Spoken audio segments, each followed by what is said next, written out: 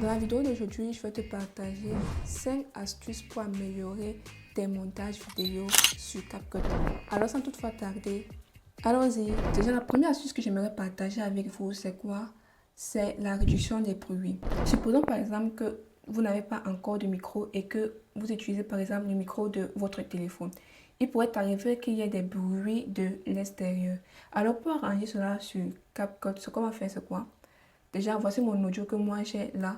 Donc, on va l'importer là sur la timeline. Ensuite, donc, je vais un peu augmenter. Nous allons d'abord suivre l'audio avant. Donc, les illustrations sont très importantes. Pourquoi? Donc là, vous suivez que pendant que je suis en train de parler, ce jour-là, il pleuvait et j'ai fait exprès de désactiver mon micro. Donc ce jour-là, il pleuvait et là, vous entendez les bruits de la pluie. Donc si nous ne voulions plus avoir ces bruits, ou bien si du moins nous voulons réduire les bruits de la pluie, ou bien les bruits venant de l'extérieur, nous allons juste venir ici sur réduire le bruit et nous allons activer.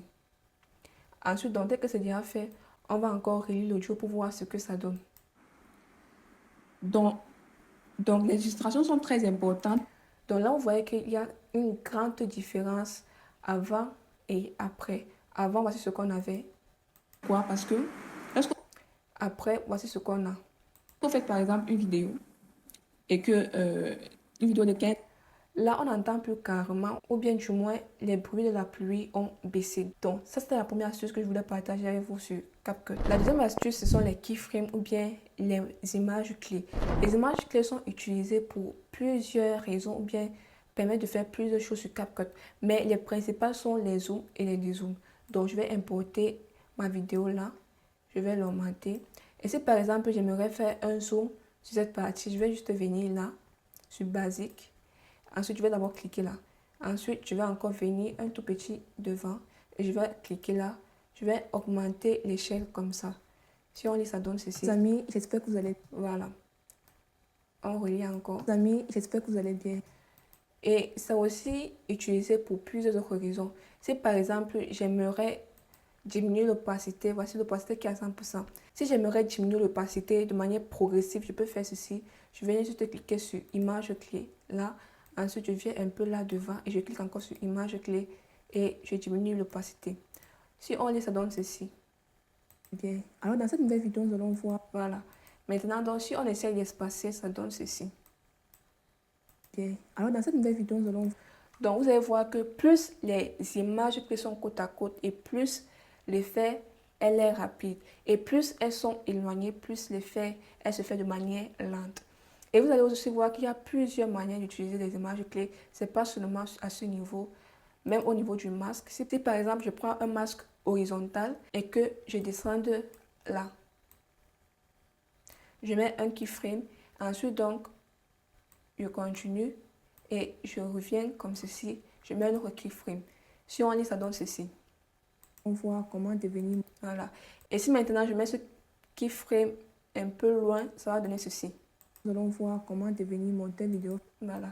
Donc, il y a plusieurs manières d'utiliser les images clés sur CapCut. Et croyez-moi, si vous maîtrisez les images clés sur CapCut, vous allez maîtriser tout CapCut. Parce que selon moi, les images clés, c'est la base pour faire un bon montage vidéo sur CapCut. La troisième astuce que j'aimerais partager avec toi, c'est le texte qui s'affiche en arrière-plan. Donc, pour cela, je vais d'abord glisser ma vidéo là. Je vais un peu augmenter. Et je vais aller dans le texte. Je vais glisser le texte. Là, on va essayer de lire. Hello les amis, j'espère que vous allez bien. Donc, j'espère que vous allez bien. On va saisir là. J'espère que vous allez bien.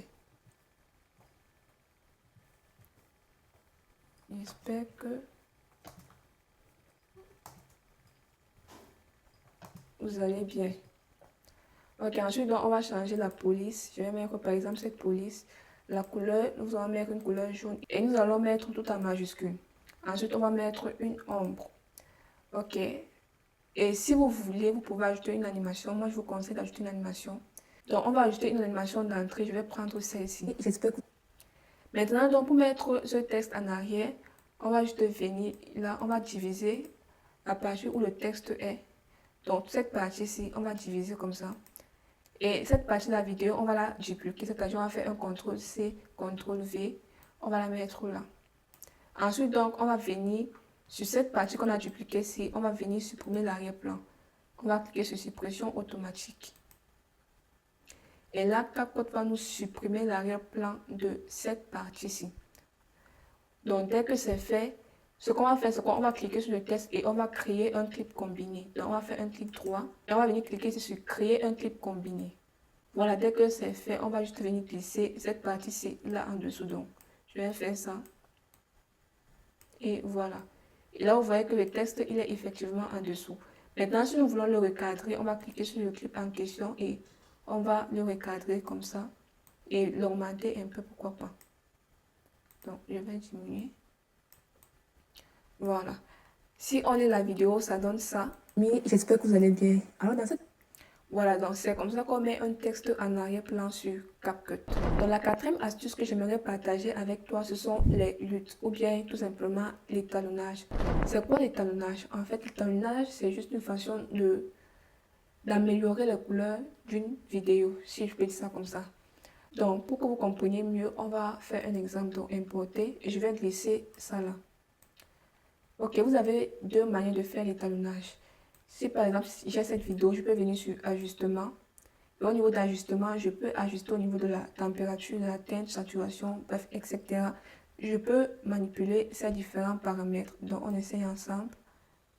Vous allez voir le rendu.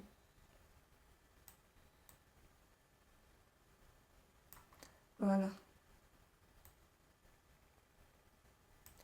Donc, vous voyez un peu qu'en ajustant les différents paramètres, la qualité de l'image ou bien les couleurs de la vidéo changent. Donc, voilà. Mais sincèrement, moi, ce n'est pas ce que j'utilise. Moi, je fais quoi?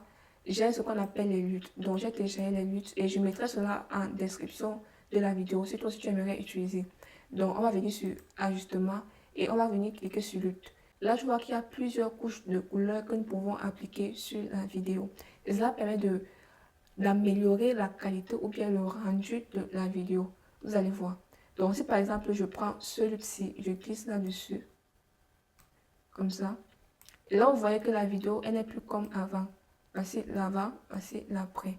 Maintenant, donc, si vous voyez que l'intensité est trop élevée, vous pouvez la réajuster comme ça. Vous pouvez la diminuer ou bien l'augmenter. Et vous pouvez aussi venir encore sur température et améliorer. C'est comme vous voulez. Et moi, j'ai l'habitude souvent de mettre deux couches de lutte. On peut encore prendre une deuxième. Donc, supposons qu'on va prendre, par exemple, celle-ci. Excusez. Donc, on va prendre celle-ci. Donc, on a pris celle-ci et on peut encore ajuster l'intensité. Et c'est ce que je vous conseille de faire. Ne pas laisser l'intensité à 100%, sinon ça va trop frapper aux yeux. Donc, on va ajuster l'intensité comme ça. Et ensuite, la température, on va essayer de diminuer. Voilà. Un peu comme ça. La saturation, on peut laisser comme ça. L'exposition, je vais laisser ça comme ça.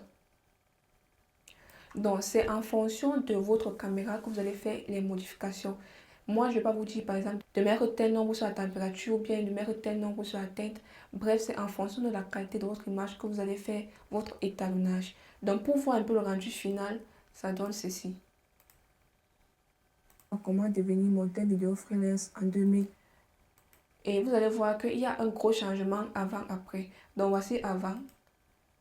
Voici le avant. Et maintenant, voici le après.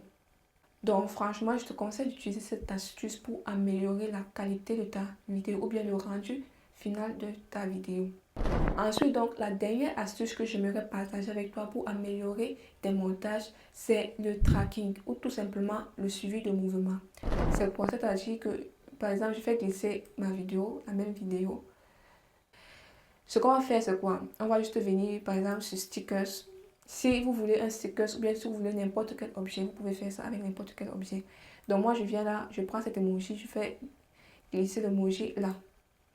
Donc, à ce niveau-ci, je vais placer l'emoji ici. Je vais donc venir ici là sur suivi et je vais cliquer sur suivi de mouvement.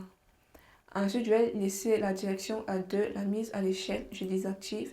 La distance, je désactive. Et ce petit truc jaune là, je vais le diriger là.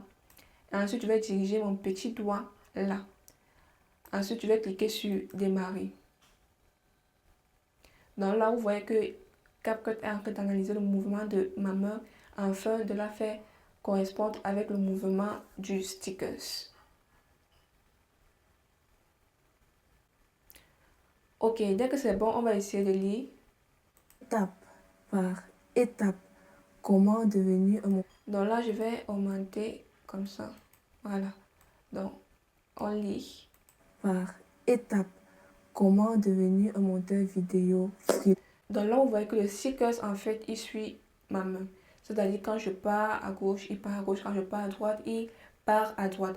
Mais afin que cela soit plus réaliste, vous devez faire le mouvement pas trop vite pour que CapCut ait le temps d'analyser le mouvement en question. Si le mouvement il est fait trop vite, CapCut ne pourra pas analyser le mouvement, mais ne le faisait pas aussi de manière très lente. Il faut le faire de manière professionnelle. Voilà, nous arrivons à la fin de cette mini vidéo dans laquelle je t'ai partagé 5 astuces pour améliorer tes compétences en montage vidéo. Si la vidéo t'a plu, je te conseille de me laisser un petit pouce bleu. Et si tu es nouveau sur la chaîne, je te conseille de t'abonner et d'activer la cloche de notification pour ne pas manquer mes prochaines vidéos. On se retrouve à plus tard. Ciao!